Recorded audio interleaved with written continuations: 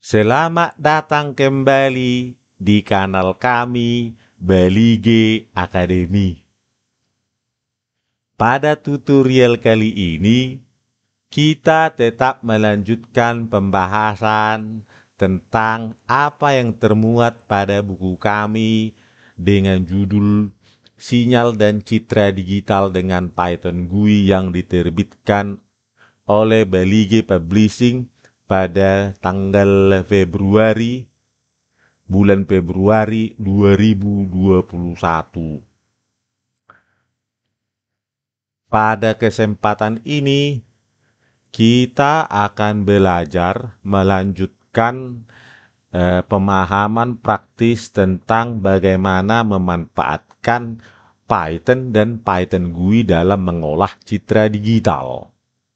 Nah, pada tutorial bagian pertama ini, kita akan mempelajari bagaimana menerapkan image thresholding atau ambang batas citra pada sebuah citra digital dan menampilkan citra hasil ambang batas berikut dengan histogramnya.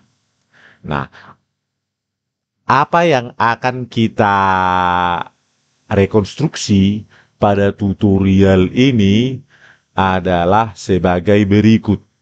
Kita jalankan program. Nah, di sini adalah sebuah GUI yang didesain dengan perangkat software Qt Designer ya, seperti yang telah kita gunakan sebelumnya. Nah, di sini ada beberapa widget ya, yang tidak semuanya tampak ketika program dijalankan, tetapi nanti akan kita lihat perancangannya pada Qt Designer. Nah, ketika user menekan Open Image dan memilih salah satu image, masukkan ya. Maaf, kita ulangi.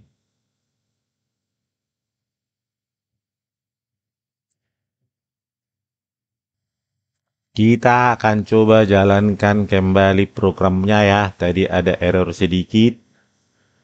Nah, ketika user menekan tombol Open Image dan membuka sebuah citra digital masukan, misalnya ini, maka nanti akan tertampil citra tersebut dengan histogramnya. Nah, ini dia.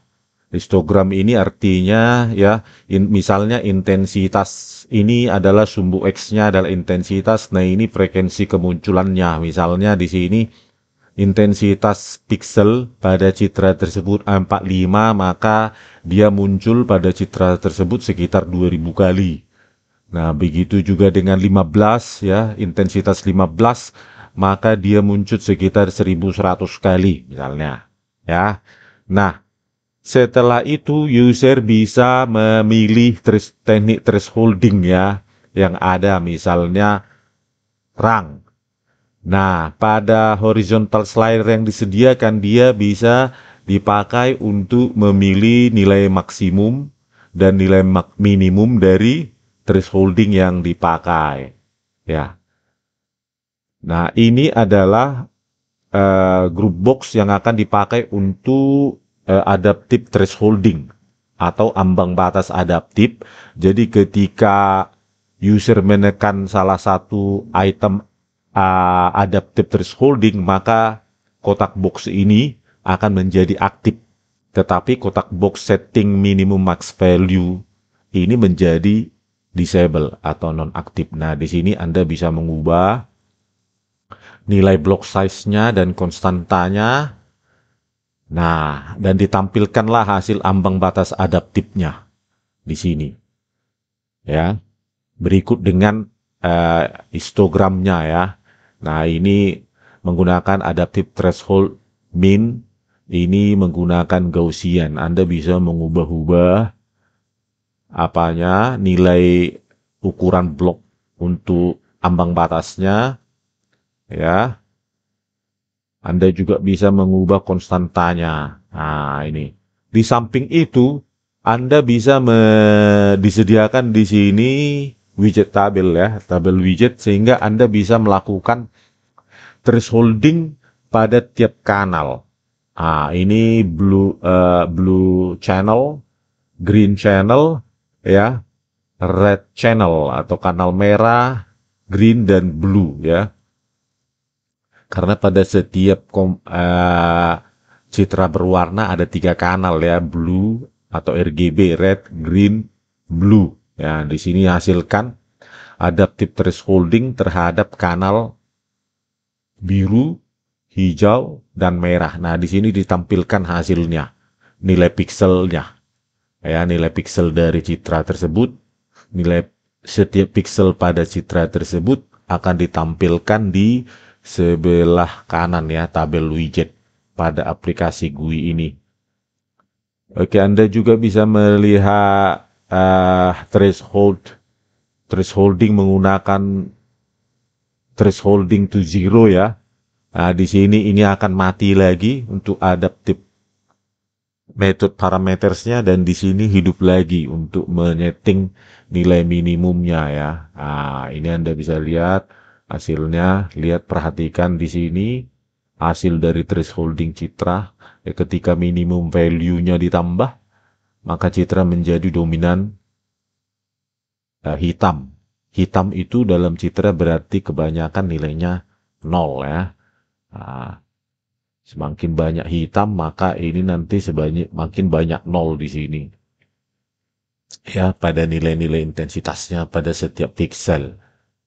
Nah, berikut juga dengan metode lain, misalnya binary ya. Anda bisa mengubah, melihat ini dominan putih, berarti dominan 255 ya.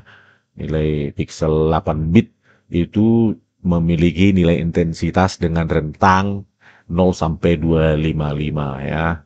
Nah, Anda bisa melihat kanal biru, kanal merah, dan kanal lainnya ya, merah, hijau, dan biru. Nah, di sini tertampil. Anda bisa mengamati nilai-nilainya. Ya, kenapa banyak di sini nilai maksimum? Karena maksimum value-nya itu 243 tadi. Sekarang 247. Nah, Anda lihat berubah menjadi 247 ya. Nah, inilah aplikasi GUI yang akan kita rekonstruksi pada tutorial bagian ini dan bagian part-part selanjutnya ya. Karena untuk merekonstruksi sebuah GUI dengan banyak widget seperti ini, dengan interaksinya tidak bisa dilakukan pada satu tutorial. Mungkin perlu 5 atau 7 ya. Kita lihat nanti.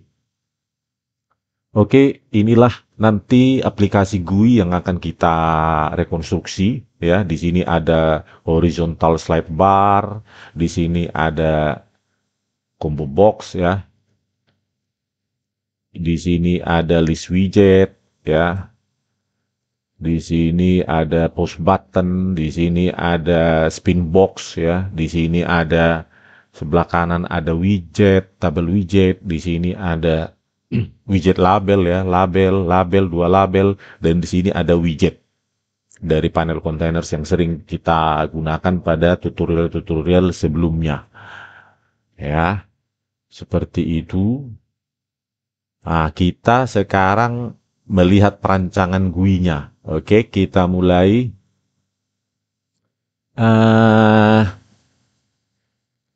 Di sini pertama kita menambahkan push button dengan nama text open image dengan nama objek pb image ya. Tambahkan push button ke sini ya.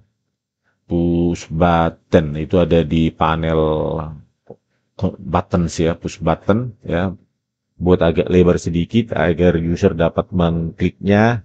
Selanjutnya kita tambahkan 2 label. Label ya. Label itu dari sini, display widgets ya.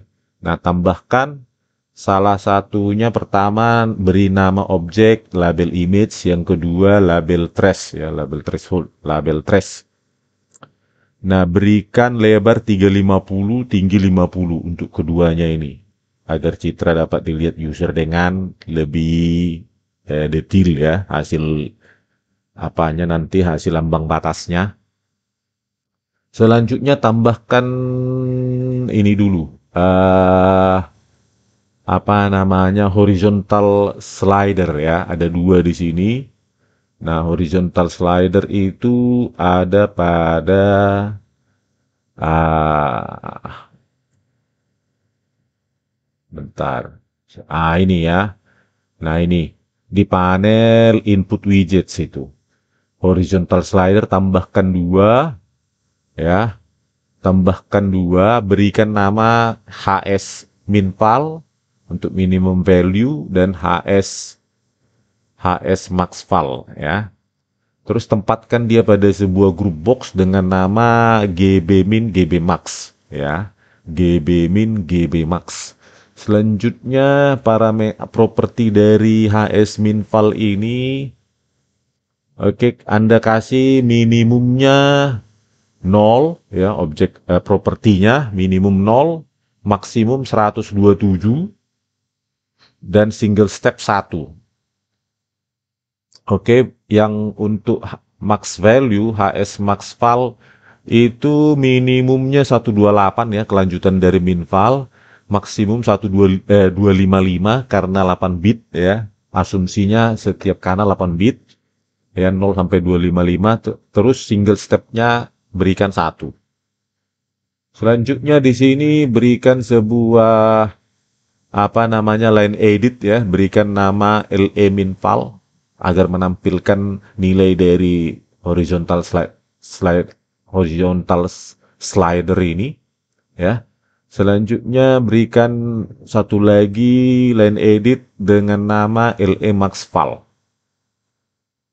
ya, LE maxval ya.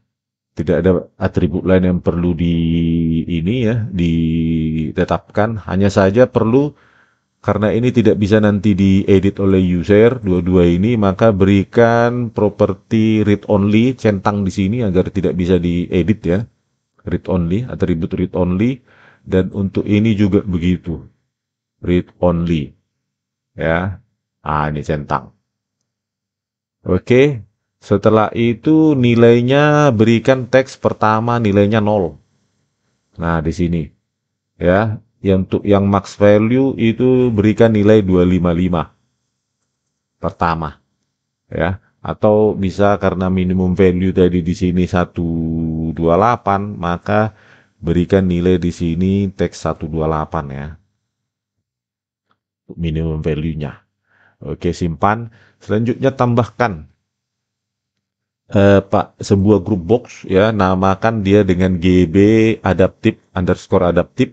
Nah, di dalam group box ini tempatkan dua line edit. Line edit, berikan nama dia LE block size ya, dan satu lagi line edit LE const.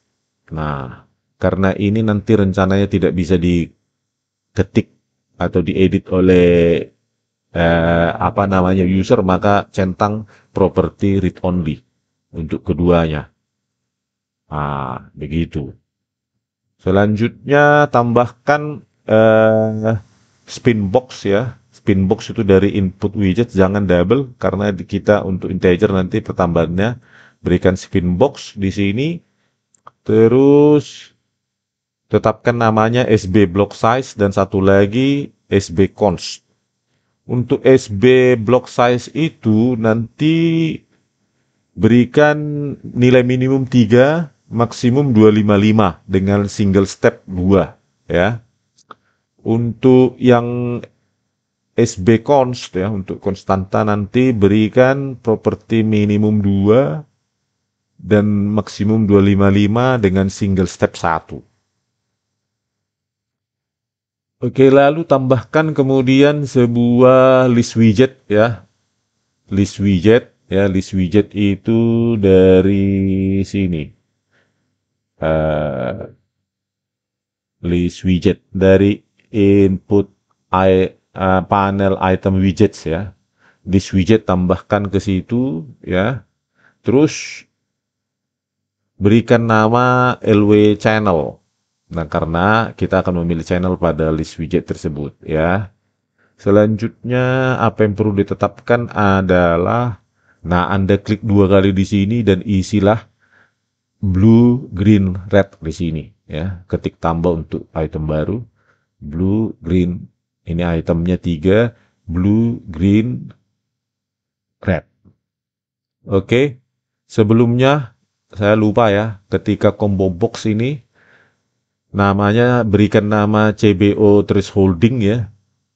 Nah, di sini terus klik dua kali, tambahkan ini. Nah, tambahkan 3, 4, 5, 6, 7. Ya, 7 ini trace binary invert, trace truncation, trace to zero, trace to zero, inverter ya, inversion. Terus di sini adaptive threshold min C dan Gaussian C. Nah, ada dua adaptive thresholding dan ada yang tidak adaptif, ada 5. Jadi ada 7 mekanisme thresholding nanti ya, ambang batas citra yang akan kita pakai pada aplikasi GUI ini. Selanjutnya Anda tambahkan sebuah tabel widget di sini. Tabel widget itu ada dari item widgets ya. Bersama panel item widget ya, tempat yang sama dengan list widget itu ada tabel widget, tambahkan. Selanjutnya berikan nama TW intensity ya. Nama object name TW intensity. Nah, TW intensity untuk atributnya saya kira coba saya lihat ya propertinya.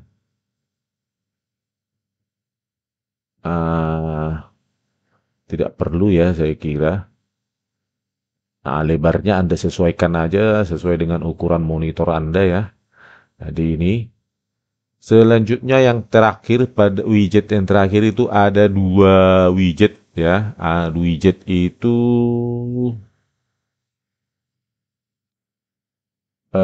ada di panel containers ini. Panel containers ini tambahkan widget ini. Baru yang pertama Anda lakukan adalah berikan nama objek name-nya. Yang pertama objek name-nya adalah widget HistIm ya. Widget HistIm, histogram image nanti masukkan. Yang kedua adalah berikan widget HistTrace, hasil thresholding nanti, hasil ambang batas. Ya. Jadi ada dua widget, dengan pertama namanya widget HistIm, yang kedua widget HistTrace.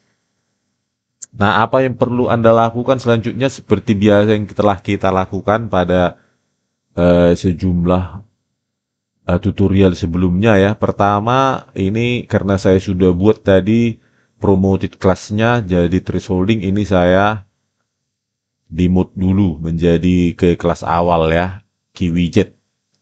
Selanjutnya klik kanan ya tadi dimut. Selanjutnya tekan menu, klik kanan, pilih menu promote to. Di sini saya hapus dulu ya yang tadi ada. Oke.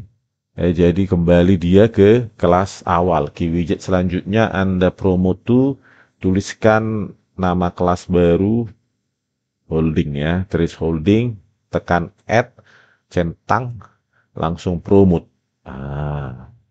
Jadi sekarang saat widget HistIm ini sudah menjadi objek dari kelas thresholding. Begitu juga dengan yang widget kedua, klik kanan langsung tekan promote to karena sudah ada tadi kelas yang kita definisikan ya.